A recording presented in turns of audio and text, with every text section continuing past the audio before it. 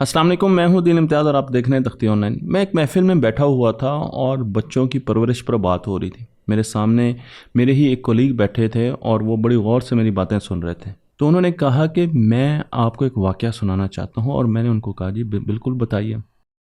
तो उन्होंने बताया कि कुछ अरसे पहले उनका बच्चा यूनिवर्सिटी में गया और बच्चा जब यूनिवर्सिटी में जाता है तो वो नई नई दोस्तियाँ करता है और उन्हें एहसास होना शुरू हो गया कि उनका बच्चा दोस्तियां कर रहा है लेकिन उसे अभी दोस्तियों में उतनी पुख्तगी हासिल नहीं है। उसे अंदाज़ा नहीं हो रहा कि किन को दोस्त बनाना है और किन को दोस्त नहीं बनाना। और उसके साथ वो हर वक्त अपने दोस्तों की बातें घर में करता रहता। हमने ये वाज़े चेंज उसमें देखी और हमें एहसास हुआ कि वो अपने दोस्तों को बहुत ज़्यादा वैल्यू देना शुरू हो गया। खैर, कुछ अरसे के बाद यूनिवर्सिटी से एक रिपोर्ट भी आई और वो रिपोर्ट ज़ाहिर बात है करीब के दोस्तों ने दी कि आपका बच्चा कुछ ऐसी महफ़िलों में पाया गया है जो कि बेहतर नहीं है उसके लिए। तो अब जानते हैं मैंने क्या किया। अब मेरा इंटरेस्ट पूरी तरीके से उनकी तरफ जा चुका था। मुझे उम्मीद ही नहीं थी कि मुझे इस किस्म का वाक़या सुनने को मिलेगा। तो मैंने फ़ौरन उनसे पूछा कि आपने क्या किया? तो उन्होंने कहा कि मैंने बड़े आराम से इस मसले का हल निकाल लिया। तो मैं हैरान रह गया। मैंने कहा अच्छा बताइए तो सही कि आपने फिर क्या किया? तो उन्होंने कहा कि मैं अपने बच्चे के वापस आने का इंतज़ार करता रहा। जब वो यूनिवर्सिटी से वापस आया तो एक दिन मैंने उसको कहा कि चलो कुछ खाने चलते हैं बाहर। मेरा बच्चा और मैं, हम दोनों, क्योंकि हम सब एक क्लोज विसिनिटी में रहते हैं, एक कॉलोनी में रहते हैं, तो उस कॉलोनी में एक जगह है जहाँ पर खाना खाया जाता है, मुख्तलिफ़ किस्म की चीज़ें, स्नैक्स वगैरह खाए जाते हैं। तो वहाँ पर वो चले गए और जाकर वो आमने सामने बैठ गए और बातें करने लग गए। तो अचानक बाप ने बच्चे से पूछा कि बेटा बताओ, आपके ख्याल में मेरा सबसे अच्छा दोस्त कौन? तो बच्चा एकदम थोड़ा सा तो हैरान हुआ, लेकिन उसने कहा कि अंकल असगर होंगे, क्योंकि आप हर वक्त उनके साथ फिरते हैं, आप उनके साथ मस्जिद भी जाते हैं और जब बाहर आते हैं तो घंटे घंटे बातें करते रहते हैं, तो अंकल असगर आपके सबसे गहरे दोस्त हैं। तो उन्होंने जवाब दिया, बाप ने जवाब दिया कि नहीं, अंकल असगर तो मेरे सबसे बेस्ट फ्रेंड तो नहीं है। अब वो बच्चा सोच में पड़ गया और उसने कहा अच्छा आपके ऑफिस में उमैर भाई आपके साथ काम करते हैं, आपका उनके साथ भी बहुत प्यार है, गोया कि वो आपसे छोटे हैं लेकिन आप उनका बड़ा ख्याल रखते हैं, तो मेरा ये ख्याल है कि वो आपके सबसे बेहतरीन दोस्त हैं, क्योंकि आप 8 घंटे उनके साथ टाइम गुजारते हैं और उनकी बातें बाजू का घर में भी आके करते रहते हैं, तो आपका सबसे बेहतरीन दोस्त उमैर भाई हैं। तो बाप ने कहा कि नहीं बेटा, उमैर मेरा कुलीग है, मेरा छोटा भाई भी है, बहुत प्यार है मुझे उससे, लेकिन वो मेरा सबसे बेहतरीन दोस्त नहीं है। तो अब बच्चा हैरान रह गया, बच्चा भी थोड़ा परेशान हुआ और उसने सोचते सोचते कहा कि अच्छा मुझे समझ आ गई, अंकल अलवी। अंकल अलवी जो आपके फर्स्ट कज़न हैं, आप हमेशा जब भी शादियों पर जाते हैं वो भी आते हैं और आप साथ बैठते हैं और गप्पे बचपन की बातें करते रहते हैं, हम सब बोर होते रहते हैं और आप हमेशा उनके साथ बताते हैं कि हम यहाँ पर गए थे, हमने ये किया, हमने वो किया, हम पिकनिक पे गए थे, हमने वो शरारत की। वो आपके सबसे बेहतरीन दोस्त हैं। तो बाप मुस्कराया और उसने कहा कि नहीं, वो भी मेरा सबसे बेहतरीन दोस्त नहीं है। तो बच्चा बोला बाबा मुझे तो फिर नहीं समझ आ रही कि मैंने तो जो समझ आता था वो तीनों बता दिए, मुझे समझ नहीं आ रही कि आपका बेहतरीन दोस्त कौन है, फिर आप ही बता दें। तो बाप ने कहा कि बेटा मेरा बेस्ट फ्रेंड, मेरा बेहतरीन दोस्त मेरे सामने बैठा है। अब बच्चे ने जब ये सुना तो एकदम वो हिल गया, ये उसके बाप के वर्ड, वो हिल गया जब बाप ने उसे कहा कि मेरे बेस्ट फ्रेंड तो आप हो। और बाप के बकौल बच्चे की आंखों में आंसू आए और वो उठा और उठ के टेबल से होता हो उसे आके बाप को जप्फी डाल ली और साथ ही वो रोने लग गया। अब ये सिचुएशन ऐसी थी कि मैं ये वाकया सुन रहा था तो मेरी आंखों में आंसू आ रहे थे, और जब ये वाकया वाकई ज़हूर पजीर हुआ होगा तो यकीनन बच्चा और बाप दोनों के इमोशंस हम समझ सकते हैं। तो उस बच्चे ने कहा बाबा मेरे भी बेस्ट फ्रेंड आप हैं। तो बाप ने भी बच्चे को जप्फी डाली और उसने कहा हाँ बेटा, यही बताने के लिए मैं तुम्हें यहाँ पर आया था कि मैं और तुम, हम दोनों बेस्ट फ्रेंड्स हैं, हम दोनों एक दूसरे की जान हैं, हम दोनों एक दूसरे के बेहतरीन दोस्त हैं। इसलिए हमें हमेशा बातें भी वैसे करनी चाहिए जैसे कि बेहतरीन दोस्त आपस में करते हैं।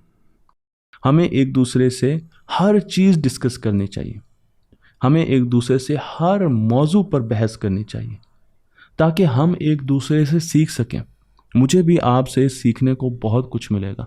आप यंग हो, आप नई जनरेशन हो, आपके पास हमसे ज़्यादा इल्म है, तो मुझे भी आपसे बहुत ज़्यादा सीखने को मिलेगा और हो सकता है कि आपको भी मेरे एक्सपीरियंस की वजह से।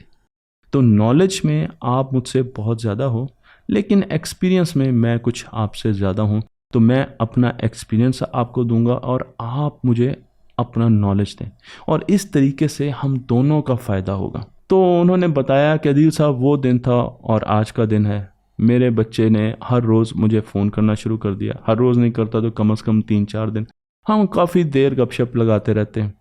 और अब वो जो बैरियर थे वो हमारे दरमियान ख़त्म हो गए। मैंने अपने बच्चे को फिर सवाल किए कि वो दोस्तियाँ जो मैं उनसे छुड़वाना चाहता था, मैंने सिर्फ उनके बारे में बड़े प्यार से सवाल किए कि क्या इन दोस्तियों का हमें फ़ायदा है।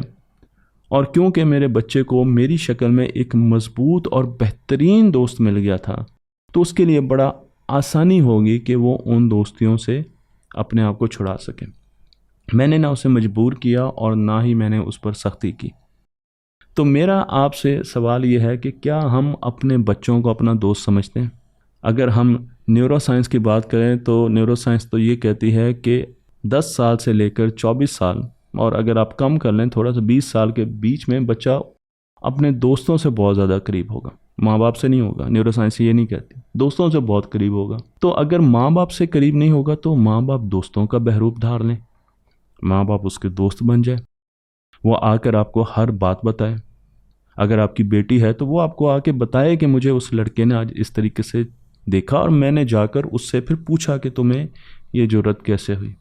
अगर बेटा है तो वो आपको बताए कि उसे आज स्कूल में एक सिगरेट पीने की ऑफ़र की गई, उसने 2-3 कश भी लगाए, लेकिन फिर उसने कहा कि ये अच्छी चीज़ नहीं है।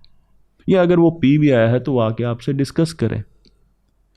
हमारी जनरेशन में, यानी मैं अपनी और अपने बड़ों की जनरेशन की बात कर रहा हूँ, तो गैप बहुत ज़्यादा था और उसी वजह से बच्चे बाहर की तरफ बहुत ज़्यादा इंडल्ज होते थे, जहाँ पर दोस्तियाँ मुख्तलिफ़ किस्म की मिलती थी।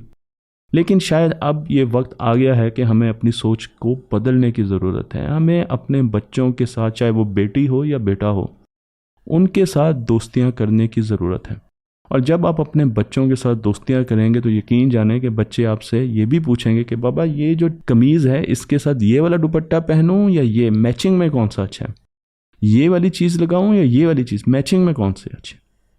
वो आके आपको ये भी बताएंगी, मैं बाप की बात कर रहा हूँ, बाप होते हुए बात करता हूँ, कि बाबा आज उस बच्चे ने मुझे इस तरह से देखा। और फिर आप उसे मशवरा दे सकते हैं कि बाबा बेटा इस चीज़ को आपने खुद ही हैंडल करना है, क्योंकि अगली ज़िंदगी में आपने इस दुनिया का सामना करना है। हो सकता है कि उस वक्त हम हों या ना हों, लेकिन आपने इंडिपेंडेंटली इन चीज़ों को हैंडल करना है।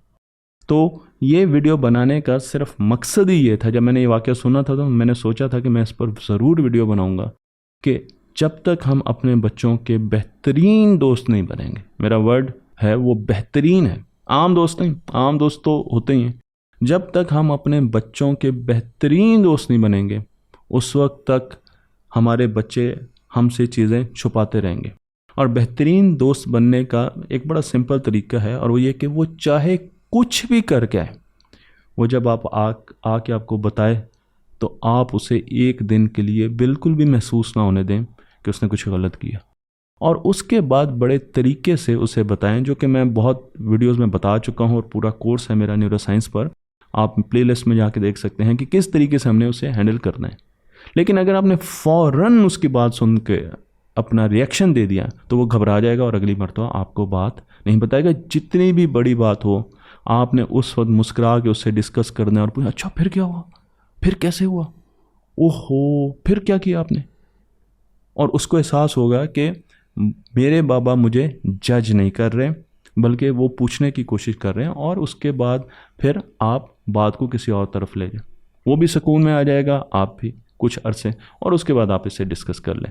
तो मुझे उम्मीद है कि ये वीडियो आपको पसंद आई होगी। एक यूनिक टॉपिक था, लेकिन मेरा ये ख्याल है कि पाकिस्तान के वालिदैन को बदलने के लिए ऐसी बातें करना बहुत ज़्यादा ज़रूरी हैं, क्योंकि हमने जो चीज़ें अपनी बड़ों से सीखी है कि दबा के रखो बच्चों को, फैंटी लगा के रखो इनको, वो काम हमने नहीं करने, हमने इससे आगे बढ़ना है। तख्ती ऑनलाइन को लाइक कीजिए, शेयर कीजिए और इस फिल्म को दूसरों तक पहुँचाते रहिए।